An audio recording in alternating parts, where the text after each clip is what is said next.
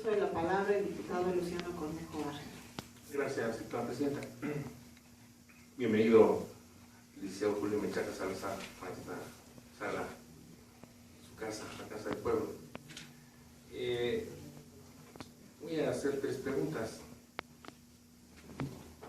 ¿Qué opina usted de la restricción que hace nuestra Carta Magna en su artículo 102, apartado B, sobre la incompetencia de la Comisión Nacional de Derechos Humanos para conocer de temas electorales y jurisdiccionales?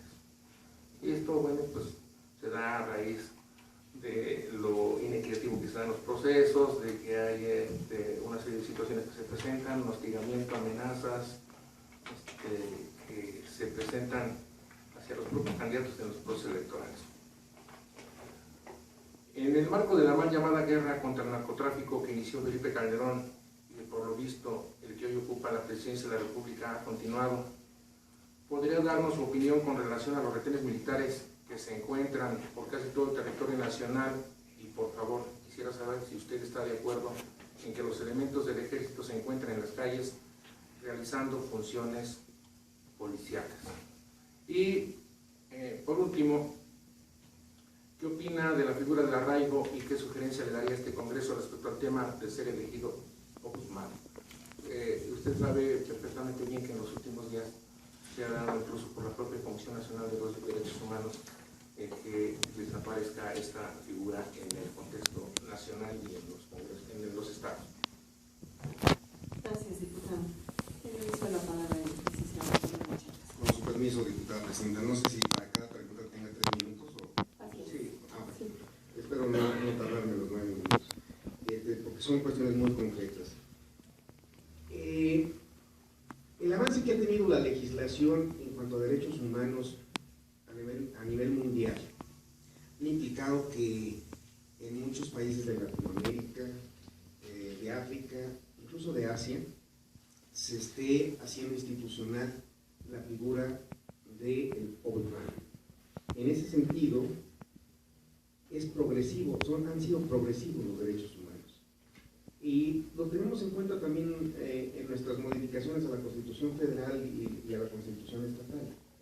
Era un tema intocado, por ejemplo, en la materia laboral, y de alguna manera no en la cuestión que corresponde a un litigio tipo laboral, sino a las cuestiones en donde se violenten los derechos humanos, hay posibilidades de intervención de la Comisión.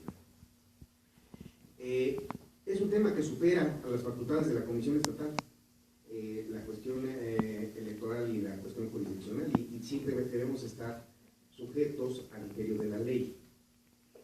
Pero yo le diría que va avanzando tan rápido este tema, y podemos tomar ejemplos mundiales en que en un corto plazo dependerá fundamentalmente de la decisión de los legisladores federales.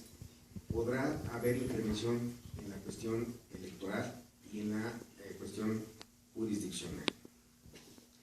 Por un lado, de repente se estalló, o no de repente, sino se vino dando una situación de violencia descontrolada en el país, y se han fijado estrategias de varias administraciones para acá, y una de ellas ha sido el que el ejército participe como policía. No, definitivamente no creo que el ejército deba de participar como policía, pero tampoco estaría yo en la posibilidad de liberar la acción de las organizaciones criminales para que puedan ejercer su dominio a placer.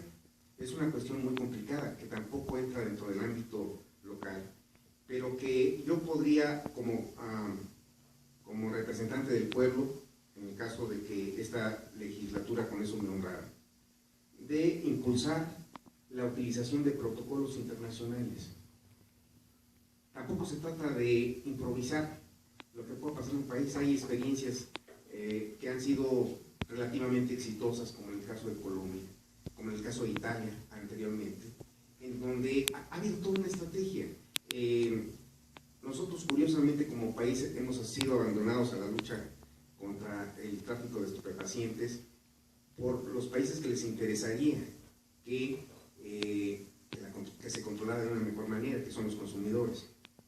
Entonces, el hacer caso de ejemplos buenos podría en el mediano y en el largo plazo tener una buena respuesta para nuestro país.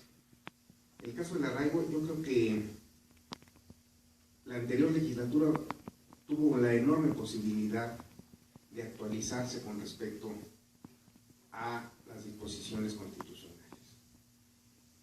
El arraigo se utilizó indiscriminadamente en muchos lados, no es el caso solamente de Hidalgo, pero como una solución a la inoperancia de los ministerios públicos, a la inoperancia de la investigación y de la inteligencia. Entonces una persona podría pasar una gran parte, muchas semanas de su vida, una gran parte de un tiempo productivo, de convivencia con su familia, de hacer lo que la vida cotidiana le reclama, recluido bajo el estigma de que es sospechoso de algo. El que a una persona se le retenga sin los fundamentos consistentes implica un señalamiento social del que nunca va a poderse deshacer, porque el impacto que genera en su comunidad, en su familia, causa daños verdaderamente graves. El desprestigio en ese sentido es irreparable.